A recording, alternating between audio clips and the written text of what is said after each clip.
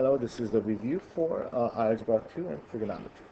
Alright, so let's look at a couple of questions here together.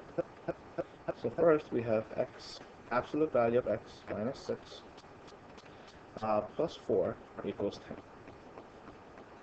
10. Now, one way in which we can do this, yes, we can subtract 4 from both sides. We end up getting absolute value of x minus 6 is equal to 6. Now, one way for us to do this one, I'm going to share a second method a bit later because that is very nice way of looking at it. But for the first method, which we can assume x minus 6 can be equal to 6, or x minus 6 can be equal to negative 6. Now, then here, first, x will be equal to 12, and here, x will be equal to 0.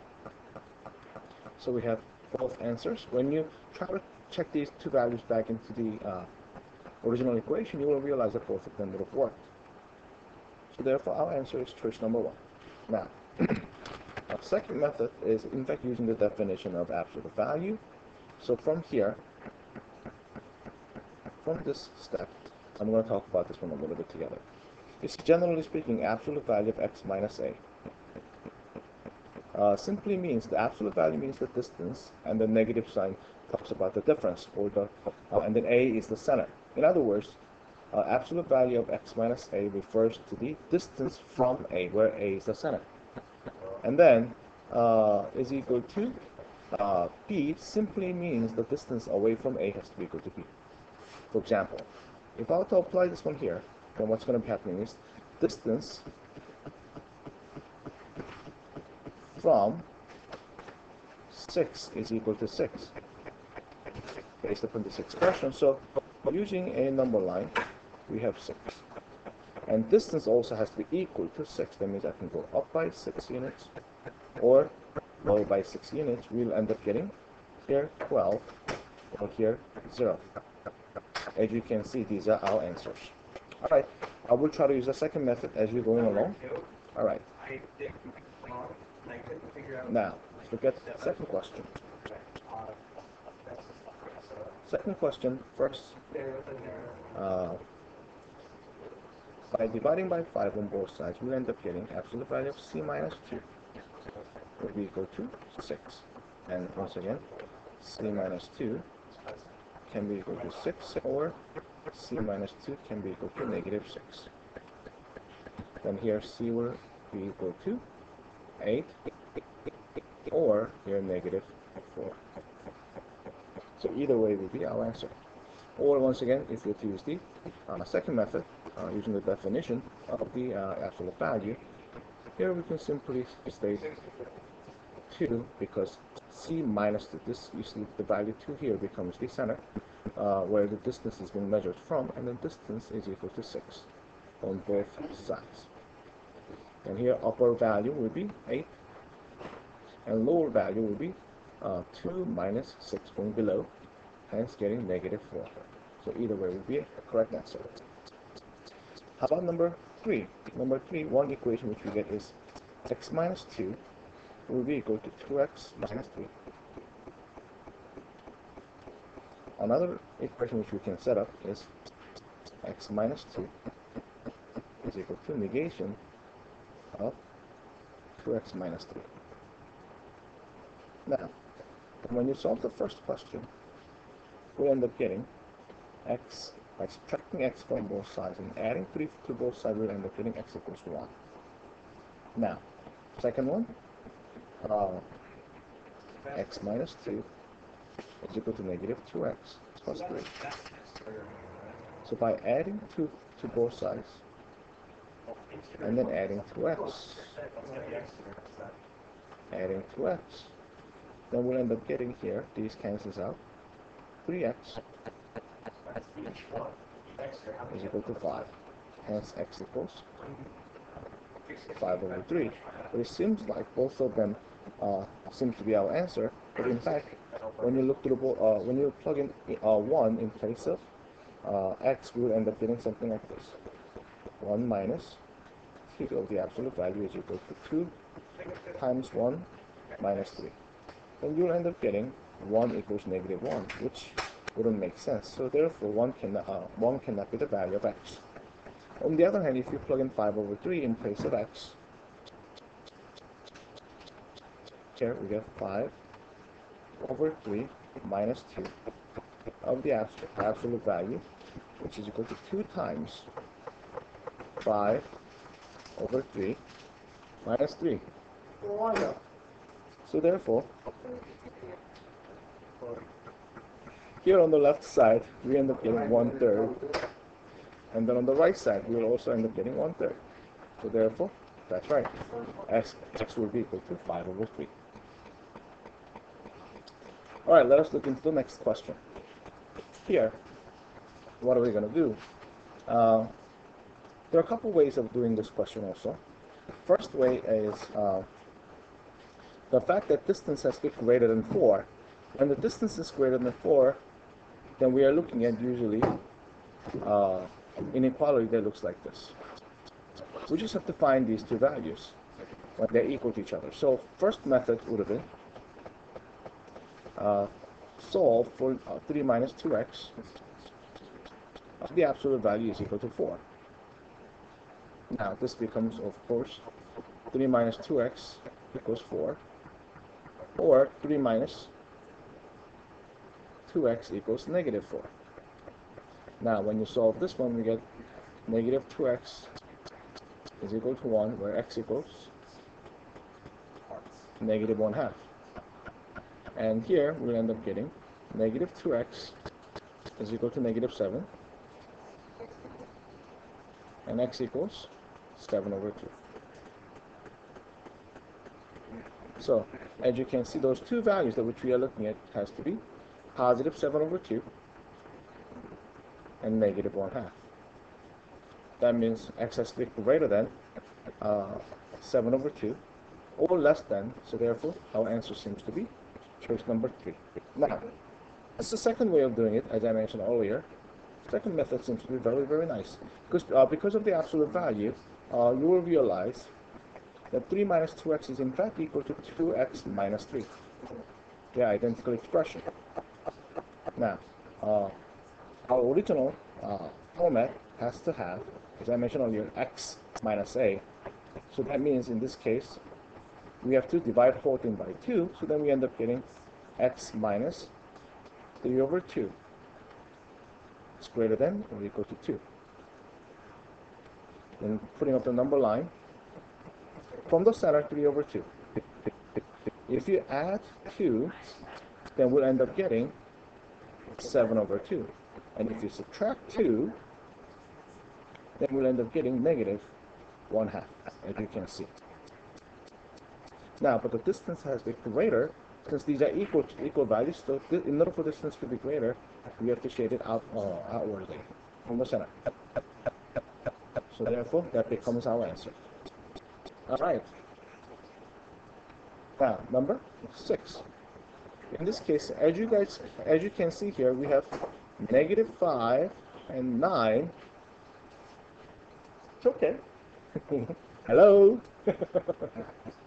It's okay. It's fine. So negative 5 and 9, the middle point will be 2. How are we going to find the midpoint? Just like last time, we just have to add two values over 2. Then 2 becomes our center. And then when you measure the distance from 2, we get to realize that distance is 7 and 7, going up and down by 7. So one way which we can set up is x minus 2, center. Now, we are comparing the distance to the 7. Since the distance has to be greater, the distance is greater than 7 over there. And it has to be on the line because we don't have the closed circle. So our answer will be choice number 1. All right, let's move on. Here, what are we going to do? So I like to do this one in the first method first. So here, this is equal to 4x minus 5. You see, we can switch the order, and then they will be exactly the same. And subtracting 2 from both sides will be equal to 4. And when you divide by 4 on all sides, you get absolute value of x minus 5 over 4 has to be less than 1. Now, if you put this one into the number line, from the center, 5 over 4, we have to go up by 1 and lower by 1. When you go up by 1, then we'll end up getting 9 over 4. And lower by 1, from 5 over 4 will be 1/4. But since distance has to be less than 1, so our final answer would have been, in the open circle, has to be in between. That becomes our answer. Alright. Let us move on number 8. By solving this one by completing the square method, alright, then in this case, by subtracting 6x from both sides, we'll end up getting x squared minus 6x plus 2 equals to 0. Now, in completing the square, which value do we need at the end? The value that we will be needing at the end to make the completing the square, this value has to be half of the middle one, so dividing the middle coefficient by 2, and then we gotta square it. That means -3 and then -3 squared. That means we need 9. We need 9. Then in order for us to get 9 from 2, we just have to add 7 to both sides. Then we end up getting x squared minus 6x plus 9 is equal to 7. Now, when you factor the left side, we'll end up getting choice number 2. All right. Let's move on to number 9 and number 10. So here we just have to solve for the value of x. Then, since we stuck common factor 3x, and we end up getting x plus 1 equals to 0. So therefore, the values of x has to be 0 here, and then -1 here. That's it. How about the second one? Second one, when you look at them, you will realize that it's not factorable. It's a prime expression. So therefore, what we have to do is we have to use the quadratic formula. X equals -10, negative of the middle value, plus or minus square root of 10 squared minus 4a is equal to 1, and c is equal to 29. Now, all over 2. Now, once we simplify this one, -10 plus or minus. So here, the first value becomes 100 minus, and then 4 times 29, I believe it is 116 all over 2. Then this simplifies into -10 plus or minus square root of -16 over 2. Then this once again further simplifies to -10 plus or minus 4i over 2. Now, then our final answer becomes -5 plus or minus 2i. That becomes our final answer. Alright, let us move on. Now, we have a quadratic inequality. How are we going to do this? Or actually, in fact, in this case, what we can do is we can factor and then find out where this expression is equal to 0. So here we get to realize x plus 5 and x minus 3 will get us x squared plus 2x minus 15. Now this one has to be less than 0. Then what we're going to be doing is this. You can plot the 2 points where each expression will be equal to 0. That means -5 from the first parentheses and 3 from the second parentheses. Here we get -5, and then here 3. And next thing which we have to do is we have to check upon each interval to see which interval will make the given inequality true. Now, we can check upon the value such as something that's less than -6, something between a -5 and 3, and then something greater than 3. Now, for the simplicity sake, I'm just going to check upon the middle value here. Now, when I plug in 0, obviously this will be equal to -15, which is less than 0, so the middle portion is okay. Now, when you check up on, let us say, -6 or 4, you will realize that those two things wouldn't work. In your case, you should calculate that thoroughly. Then our answer would be simply the values in the middle, -5 to 3. Therefore, our answer would be choice 2. All right, let's continue for the next set of questions. Here, we will look at x squared minus 3x minus 10 by subtracting 10 from both sides has to be greater than or equal to 0. Now, once we factor x minus 5 and x plus 2,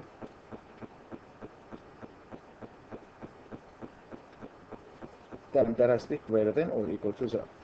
Then, when I draw the number line, here we end up getting -2 from x plus 2 and +5 from x minus 5.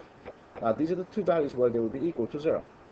But, in fact, since this one has to be positive, you can check upon each values, each interval. So, such as, you can check upon maybe -3, once again 0, or 6 maybe.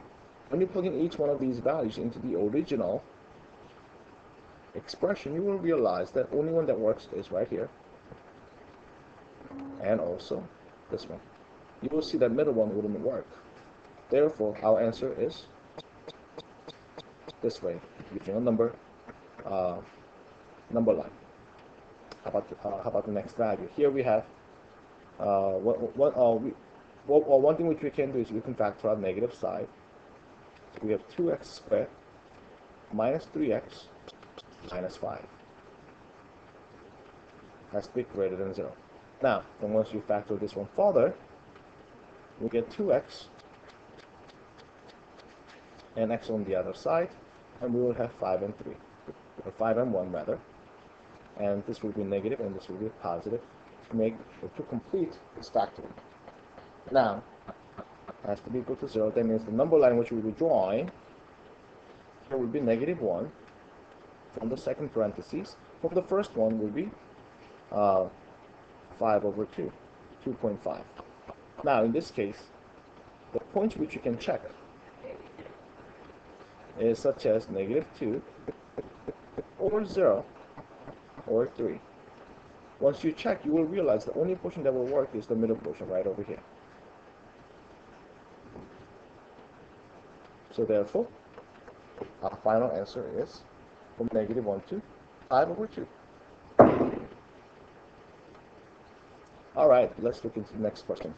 This is simplifying the complex fractions. Now, when you want to simplify the complex fractions, first thing which we need to find is a least common denominator, or common denominator for that matter. Here we see the common denominator is equal to x, so we can multiply top and bottom by x.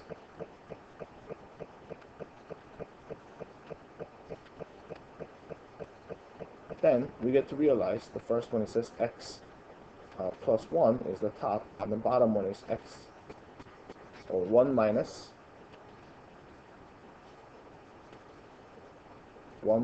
x as you distribute x to both terms. So we end up getting D will be our answer. Alright, so I'll see you later.